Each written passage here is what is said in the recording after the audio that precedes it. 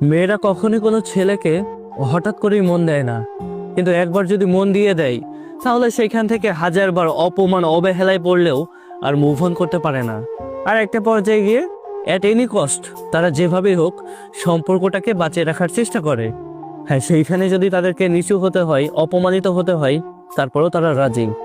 আমরা সচরাচর দেখি একটা মেয়ের পেছনে অনেক ছেলে ঘোরে, কিন্তু তারপরেও সেই মেয়েগুলো সেই ছেলেগুলোকে পাত্তা দেয় না।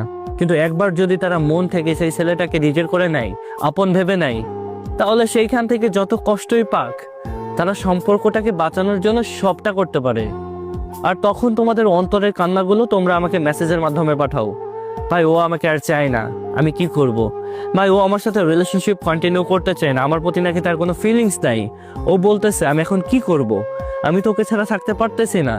এই সমস্ত রকম মেসেজ তোমরা আমাকে পাঠাও আর জিজ্ঞাসা করো যে কি করব। দেখো বোন, আমার কথা হচ্ছে জোর করে ভালোবাসা আদায় করা যায় না। তোমরা হয়তোবা পরিস্থিতির কারণে মানতে অস্বীকার করতেছো। দেখো, মান অভিমান দূরত্ব এক জিনিস নয়।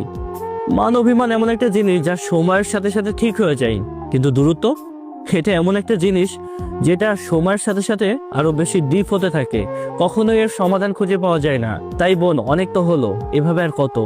তাই আমার কথা একটাই থাকবে, যে মানুষটা তোমাকে চায় না তার কাছে পড়ে থেকো না।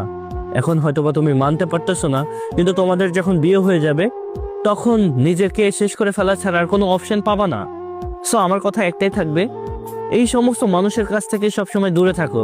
হ্যাঁ, একটু কষ্ট হবে, তবে বারবার কষ্ট পাওয়ার থেকে একবারে অনেক বেশি কষ্ট পেয়ে দূরে চলে যাওয়াটাই ভালো।